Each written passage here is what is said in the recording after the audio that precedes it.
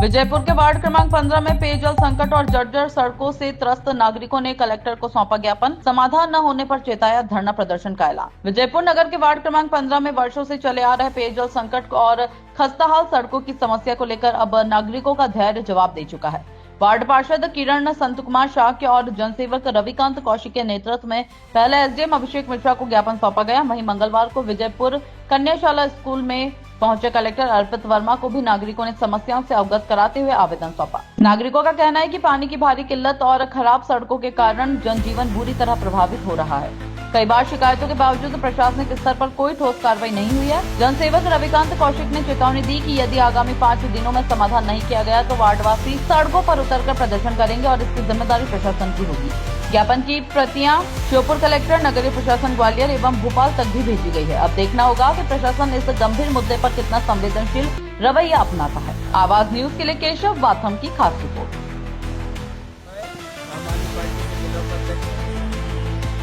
ये आवेदन हमारे जो 15 वार्ड है नगर परिषद में विजयपुर, ये 15 वार्ड की समस्या नहीं है, हर वार्ड की समस्या है। और एक सफाई कर्मी ये भी नहीं, हर चीज में इस शासन में या विजयपुर की विधानसभा में, विजयपुर विधानसभा में कोई नेता नहीं है, नेता है तो नेता ऐसे हैं कि मतलब पक्ष और विपक्ष का तो कोई कॉलम ही नहीं है यहाँ पर।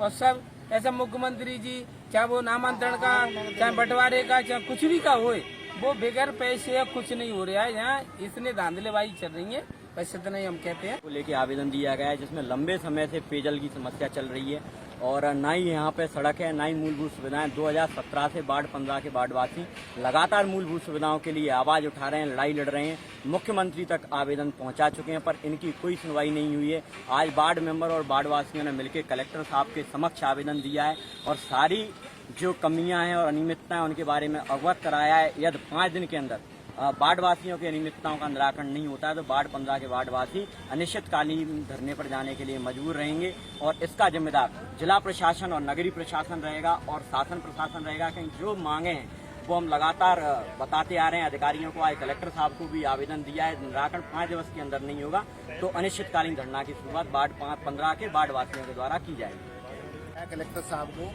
ये वार्ड 15 की समस्या जनता के साथ में आवेदन दिया है हमने। समस्या हमारी है कि करीबन 30 साल पुरानी कॉलोनी है और 2017 से लगातार मैं स्वयं आवेदन चला रहा हूं और उसमें न तो पानी की व्यवस्था है, स्थायी रूप से कोई पानी की व्यवस्था नहीं है, न कोई निर्माण कार्य सीसी की गई है, न कोई नाली निर्माण है, न कोई सफाई कर्मचारी की ड्यूटी उसमें लगाई गई है। ऐसा जनता के साथ दुर्भाग्य क्यों हो रहा है?